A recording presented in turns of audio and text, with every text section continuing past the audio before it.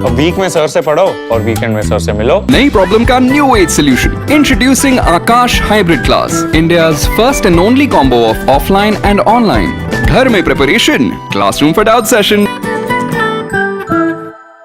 नमस्कार, मैं हूं प्रमोद और आप देखना शुरू कर चुके हैं दी-सड़कनामा.com। इस वक्त मैं मौजूद हूं सिरसा में और इस वक्त मेरे साथ इंडियन नेशनल लोकदल के प्रधान महासचिव हैं अभय सिंह चौटाला। और जैसा कि आप सब लोग जानते हैं कि इंडियन नेशनल लोकदल है चौधरी देवीलाल के सम्मान दिवस को लेकर के 25 जो सितंबर को बड़ी रैली करने जा रहा है जींद में। और आज अभय सिंह चौटाला है वो सिरसा से जींद रवाना हो रहे हैं। आगामी जो 3 दिनों तक जींद में रह करके पूरे हरियाणा प्रदेश के जो तमाम जो कार्यकर्ता हैं, प्रभारी हैं, जिलाध्यक्ष हैं, उनको लेकर के मीटिंग करके जो वहाँ पे बड़ी संख्या में जो लोग पहुँचे उसको लेकर के जो है निमंत्रण देंगे। तो सब जिस तरह से आज आप सिरसा से, क्योंकि सिरसा में लंबे समय से आप सिरसा में थे और आज जो है जींद जा रहे हैं, बड़ी वजह क्या मानी जाए? मैं पिछले कई दिन से डॉक्टर की एडवाइस की वजह से बेड रेस्ट पे था जी। अब भी बेड रेस्ट पे हूँ एक तरह से जी।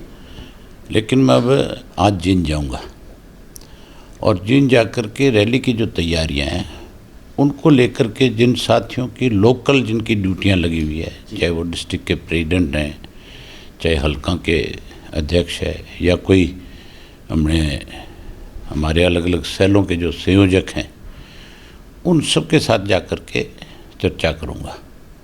और सारी जो तैयारियां हैं उनको मैं अपनी निगरानी में कैसे ठीक से सारे बंदोबस्त हो सकें उसके लिए आज जाऊँगा और वहीं अगले 25 तारीख तक रह करके सारी तैयारियों का जहाँ जायज़ा लेंगे, वहाँ पुख्ता इंतजाम हो, किसी किस्म की दिक्कत ना हो, उन सब चीज़ों को भी ध्यान में रखेंगे।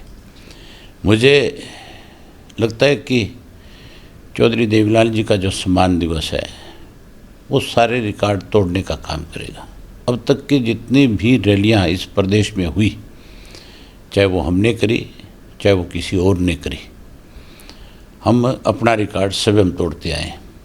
और अब की बार इतनी बड़ी संख्या में लोग होंगे। हमारा एक टारगेट है अब की बार कि एक वार्ड से, जो ग्राम पंचायत का वार्ड है, उस एक वार्ड से 5 लोग कम से कम दूर से जो है वो जाएं।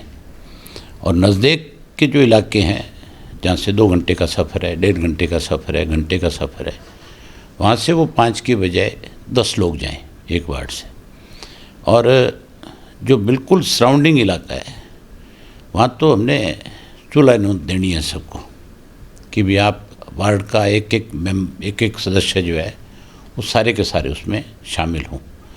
तो मेरा अंदाज़ा है, मुझे लगता है कि जहाँ सारे रिकॉर्ड टूटेंगे वहाँ 5 लाख से ज़्यादा लोग इकट्ठा होंगे और चौधरी देवीलाल के प्रति जहाँ अपने श्रद्धा सुमन अर्पित करेंगे, वहीं चौधरी देवीलाल के लगाए हुए पौधे इंडियन नेशनल लोकदल पार्टी को एक बड़ी ताकत दे करके केवल प्रदेश के राजनीतिक दलों को मैसेज नहीं बल्कि देश में एक मैसेज जाएगा कि इंडियन नेशनल लोकदल पार्टी को कई दफ़ा षड्यंत्र के तहत लोगों ने कमज़ोर किया, कई दफ़ा इस पार्टी का जनाधार ख़त्म करने की कोशिश करी जी।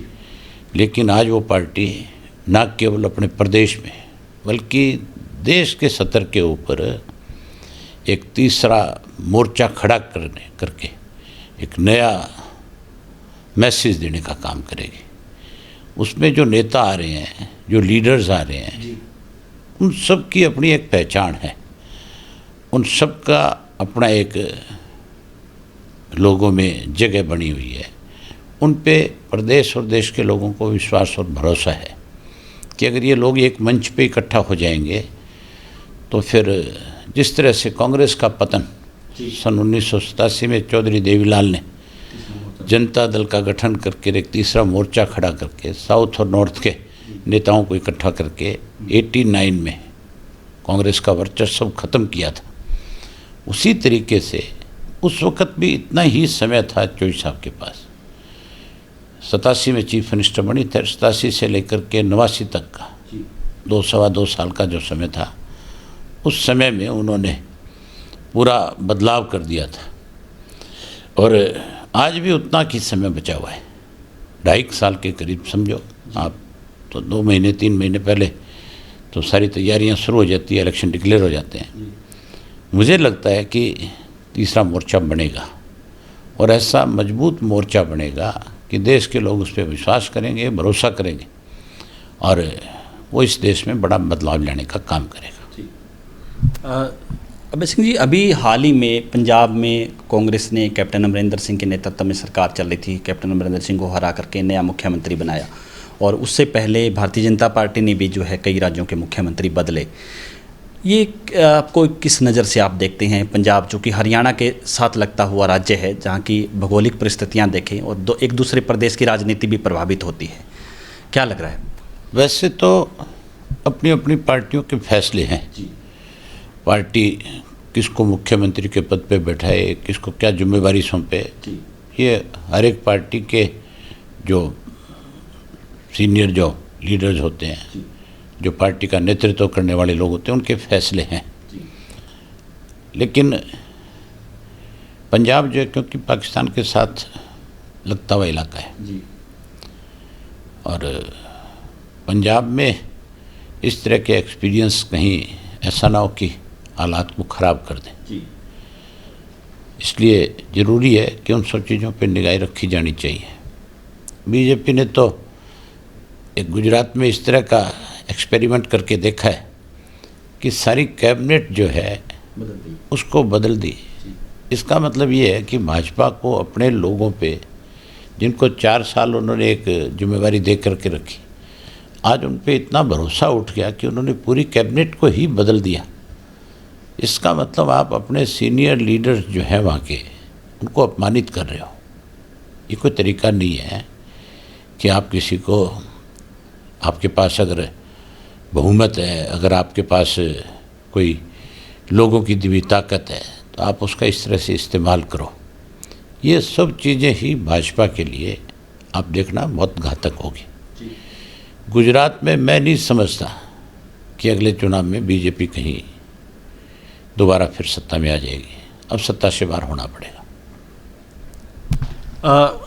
आपने SYL की लड़ाई लंबे समय तक आप लड़ रहे हैं कि आपने इसको लेकर के पूरे हरियाणा प्रदेश के लोगों में जा कर के आपने एक अलख भी जगाई और अब चूंकि पंजाब का CM भी चेंज हुआ है, सुप्रीम कोर्ट ने कहा था, सुप्रीम कोर्ट में फैसला हरियाणा के हक में आ चुका है कि दोनों प्रदेश के CM आपस में बैठ करके चर्चा करें। हालांकि कैप्टन अमरिंदर सिंह और जो मनोहर लाल हैं, उन्होंने एक मीटिंग नहीं कर पाए। वो तो इसको लेकर के क्या कहा है कि नए अब सिस्टम से नए CM चेंज हुए हैं, तो आपको उम्मीद है कि हरियाणा को लेकर के, SYL को लेकर के कोई अच्छा संकेत है वो मिलने वाला है? हरियाणा की सरकार खुद ही नहीं चाहती कि SYL के नहर का निर्माण हो। अगर सरकार चाहती तो फैसला तो 2016 में आ गया था। उसी वक्त सरकार को देश के प्रधानमंत्री से जाकर के मिलना चाहिए था, दबाव बनाना चाहिए था और अपना हिस्से का पानी लेकर के आना चाहिए था। हमारा मुख्यमंत्री तो कभी साइकिल पे चढ़ के फ़ोटो खिंचाता है, मुझे लगता है थोड़े दिन में घोड़े पे चढ़ करके भी फ़ोटो खिंचाएगा। और अब जिस ढंग से रिश्ते बता रहा है पति पत्नी के, पता नहीं क्या करेगा। ये हमारे प्रदेश के लिए सबसे घातक मुख्यमंत्री अगर कोई अब तक कह सकते हो तो उसका नाम मनोहर लाल खट्टर है, जिसकी एक स्टेटमेंट मैंने पढ़ी, बहुत हैरानी हुई सुन करके, पढ़ करके। इसी किसान आंदोलन पे जब करनाल वाला इशू हुआ था, तब उन्होंने एक बयान दिया था कि पहले हम नासमझ थे, हमें अकल नहीं थी, इसलिए हरियाणा में जाट आंदोलन हुआ, उसका नुकसान हुआ। मतलब उसने 100 से ज़्यादा लोगों को मार करके, 100 से ज़्यादा लोगों का कत्ल करके, और अब उसको अकल आई है इस बात की कि भाई गोली से कोई हल नहीं निकल सकता, लाठी से कोई हल नहीं निकल सकता। फिर उसके बावजूद भी इस तरह के आदेश पारित करवाते रहते हैं। जितना नुकसान प्रदेश का मनोहर लाल खट्टर ने किया है, कोई सोच भी नहीं सकता। किसान मार दिया, कर्मचारी मार दिया, व्यापारी मार दिया, मजदूर को ख़त्म कर दिया। आज तो नौकरियां बिक रही है, पेपर लीक हो रहे हैं। इससे ज़्यादा और बुरी हालत इस प्रदेश की क्या करोगे आप? और आप फिर ये कहते हो कि अब हमें अकल आ गई। अकल अभी नहीं आई, अकल तो लोग सिखाएंगे, समय आने दो। कमेंट बॉक्स में जब पिछला इंटरव्यू आपका हुआ तो काफ़ी लोग लिख रहे थे, अलग अलग पार्टी पॉलिटिक्स के जो लोग हैं वो लिख रहे थे कि ऐसा कौन सा चेहरे होंगे जिसको देख करके प्रदेश के लोग हैरान होंगे, मीडिया के लोग हैरान होंगे। आप 25 तारीख को आओ, सब हम अपनी आँख से देखोगे, सब हम अपने इस चैनल के माध्यम से सारे प्रदेश के लोगों को बताओगे कि वाकई जो बात अभय सिंह जी ने कही उन्होंने उस बात को पूरा किया। अगर मैं आज बता दूंगा तो फिर चारम ख़त्म हो जाएगा ना। आप सब हम आओ, आपको इनवाइट करता हूँ। धन्यवाद। तो ये थे हमारे साथ इंडियन नेशनल लोकदल के प्रधान महासचिव अभय सिंह चौटाला, जो आज जींद रवाना हो रहे हैं और जो 25 सितंबर की जो रैली है उसको लेकर के जो है अपने टारगेट के सहित जो है वो काम है वो पूरा करेंगे और वहाँ पे तमाम जो कार्यकर्ता हैं उनकी ड्यूटियाँ भी लगाएंगे ताकि इस सम्मान दिवस को भारी संख्या में जो लोग हैं वहाँ पे पहुँचे। बहुत बहुत शुक्रिया।